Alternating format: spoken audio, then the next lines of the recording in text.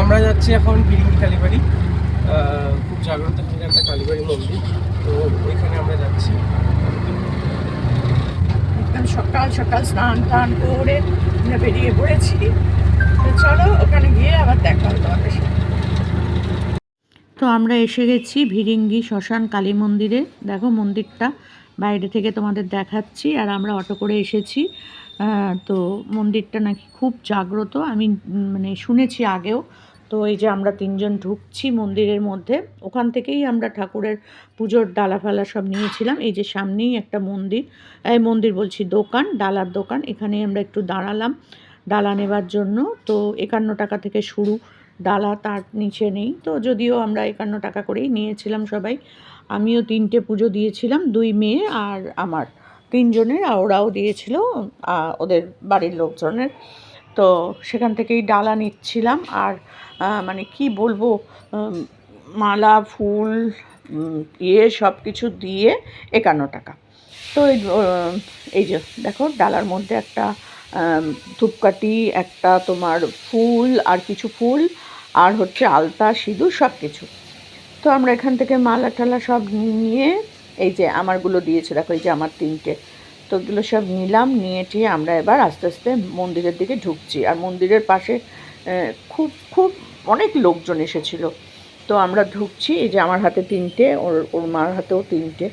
তো খুব ভালো লাগছিল মন্দিরে এসে। এই যে দেখো মায়ের মন্দির, চারপাশটা আমি তোমাদের একটুখানি দেখাচ্ছি। এর ভেতরেও কিন্তু অনেক অনেক ঠাকুরের মন্দির আছে, অনেক ঠাকুরের মন্দির আছে। তো এই যে বজরংবলী মন্দিরের সামনে আমি দাঁড়িয়ে একটু তোমাদের দেখাচ্ছিলাম। আর এই দেখো এখানে হচ্ছে বাবার মূর্তি, সেখানে আমি একটু জল দিচ্ছিলাম। তো আমি শুধু একা না, আমরা 3জনেই জল দিয়েছি। খুব জাগ্রত, ভীষণ সুন্দর লাগছিল। আর মন্দিরের বাইরে একটু গান বাজনা চলছিল বলে, চেঁচামেচি হচ্ছিল বলে আমি একটু ভয়েস ওভার দিয়ে দিলাম। চিরকুটও জল দিল। তো ক্যামেরাটা ধরাটা সোজা মতন হয়ে গেছিলো, তাই জন্য একটু এরকম লাগছে। আর তারপরে দিল চিরকুটের মা, মানে পঞ্চমী। তো খুব ভালো লাগছিল সত্যি, মন্দিরটা এসে এত ভালো লাগছিল, তোমাদেরকে কি বলবো। একটা শান্তশিষ্ট জায়গার মধ্যে নয় কিন্তু এটা, কিন্তু এত মন্দিরের চারপাশে চেঁচামেচি হই হলো, তার মধ্যেও মন্দিরের ভেতরে এসে একটা আলাদা রকম অনুভূতি হচ্ছিল। চিরকুট একটু ঘন্টা বাজিয়ে দিল। আর এখানে এই যে বাচ্চাগুলোর মা এসছে, তারাও পুজো দিচ্ছে। আর এটা হচ্ছে মহাকাল ভৈরব। তো কাল ভৈরবের মূর্তিটাও তোমাদের একটু দেখিয়ে দিলাম। এখানে সবাই পুজো দিচ্ছে আলাদা করে। আর কি মানে মন্দিরের চারপাশে এত সুন্দর, মানে পুরো মন্দিরটার চারপাশটা ঘিরেই হচ্ছে নানান রকম দেবতার মূর্তি, নানান রকম। এটা হচ্ছে মহাকাল ভৈরব, তার পাশে হচ্ছে বজরংবলী, তারপরে সব ঠাকুর আছে এখানে, কোনো কিছু বাদ নেই। আর দেখো মন্দিরের চারপাশটা, ভেতরটা, ওই দিকটা হচ্ছে আশ্রম, ও অনেকে এসে থাকে যারা এখানকার আর কি ভক্ত, তারা এসে ওখানে থাকে। জায়গাটা কিন্তু বেশ সুন্দর, পরিষ্কার পরিচ্ছন্ন।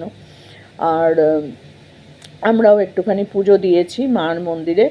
আর মাকে ডেকেছি, মানে তার আশীর্বাদ নেওয়ার চেষ্টা করেছি। মা যেন সকলকে ভালো রাখে, সুস্থ রাখে, এটাই বলেছি, প্রার্থনা করেছি। চারিদিকে যত রকম ঝঞ্ঝাট সব যেন ঠিকঠাক হয়ে যায়। তো এই যে দেখছো এখানে যে ত্রিশূলটা আছে, দেখো আমি হাত দিয়ে প্রণাম করছি। এই ত্রিশূলটা যখন মায়ের বাৎসরিক পুজো হয়, তখন এই ত্রিশূলটা না কাঁপে, একদম থরথর করে কাঁপে। এটা কিন্তু সকলেই দেখেছে। এই গল্পটা অবশ্য আমাকে চিরকুটি বলছিল যে যখন মায়ের বাৎসরিক পুজো হয় তখন এই ত্রিশূলটা কাঁপে। তো আমরা একটুখানি হাত দিয়ে প্রণাম করছি। এই যে চিরকুট করছে, আর ওদিকে চিরকুটের মাও করছে, কারণ এই জায়গাটা সবাই এই জায়গাটায় প্রণাম করে এই ত্রিশূলটা ধরে। এটা মায়ের ত্রিশূল। আর এখানেই আমরা ধূপকাঠি মোমবাতি এগুলো জ্বালিয়েছিলাম।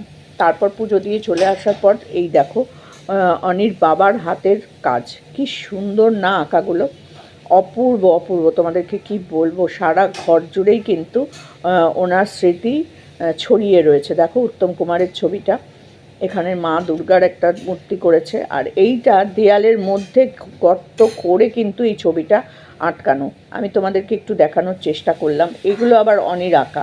এই যে দেখছো দেয়ালে আঁকাটা, এটাও অনির আঁকা, ওটাও অনির আঁকা।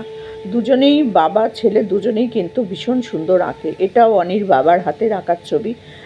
তো সেটাও তোমাদের সাথে একটু শেয়ার করে দিলাম। মানে এত সুন্দর করেছেন না, দেখার মতন একদম।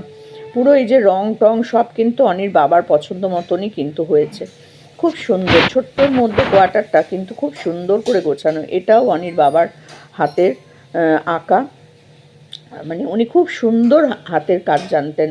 তার সাথে আমাদের অনি, তাকে কি কম বলা যায়? এই দেখো কি সুন্দর করে এঁকেছে, আর সুন্দর করে সাজিয়েও রেখেছে ঘরটা, জানো না? দুটো ঘর, ছোট ঘর হলে কি হবে, এত সুন্দর করে সাজিয়ে রেখেছে তোমাদের কি বলবো। এগুলোও অনির বাবার হাতের, এটাও দেয়ালের মধ্যে আঁকাটাও অনির বাবার, খুব সুন্দর খুব সুন্দর, তোমরা জানো না। আর এটা হচ্ছে অনির হাতের আঁকা, এই যে ফুলদানিটা, এটা হচ্ছে অনি এঁকেছে কিন্তু। তো দুজনের আঁকাই তোমাদের সাথে একটু শেয়ার করলাম। আর এটা হচ্ছে অনির একদম প্রিয় অ্যাকোরিয়াম। এটা পরিষ্কার করা, এদেরকে খেতে দেওয়া, এদের যত্ন করা, সব কিছু কিন্তু ও করে। যখন ও থাকে না তখন ওর মা করে, টাইমে টাইমে খেতে দেওয়া, জল চেঞ্জ করা, এই করা ও করা, সেগুলো সমস্ত কিছু এসে অনি করে। দেখো কি ভালো লাগছে না, ভীষণ ভালো লাগছিল। আমরা এখন খেতে বসে গেছি। এই দেখো সমস্ত খাবার দাবার, মিষ্টিটা আপাতত সরিয়ে দিয়েছি। আর এই দেখো কি বলছে, শোনো। হাই, আমি চিরকুটের মা, নিশ্চয়ই চিনতে পারছো। দিদি বলছে অনেক কিছু আইটেম হয়েছে আজকে, অ্যাকচুয়ালি আমাদের সোমবার, সব নিরামিষ, সেরম কিছু আইটেম হয়নি প্রথম কথা। আর দ্বিতীয় কথা হচ্ছে দিদির আধার কার্ড অনুযায়ী জন্মদিন যেই দিনটা আছে সেটা জানুয়ারি মাসেই পড়ে, ডেটটা আমি আর মেনশন করছি না। তো আমরা সেটা দিদিকে আজকে অ্যাডভান্সই খাইয়ে দিচ্ছি। হ্যাঁ, আর এটা নিরামিষের ওপর দিয়েই খাচ্ছি, তার কারণ প্রচুর আমিষ খাওয়া হচ্ছে। গতকাল ননভেজ হয়েছে, আবার আগামীকাল আবার আগামীকাল আবার ননভেজ হবে। কি আছে সেটা আমরা বলবো না। ওটা সারপ্রাইজ। হ্যাঁ, দুরকম ভাবেই আমার জন্মদিন সেলিব্রেট হয়ে গেল এখানে, বুঝতেই নিরামিষ পারছো। আমিষ একদম। চলো, আর নিজের হাতে সব রান্না করেছে, প্রতিটা রান্নাই কিন্তু চিরকুট করেছে। তো কালকের রান্নাগুলোও চিরকুট করবে, বা সাজানোটাও চিরকুটের মানে হাতের কাজ। তো চলো খেতে থাকি, আর কি করব বলো।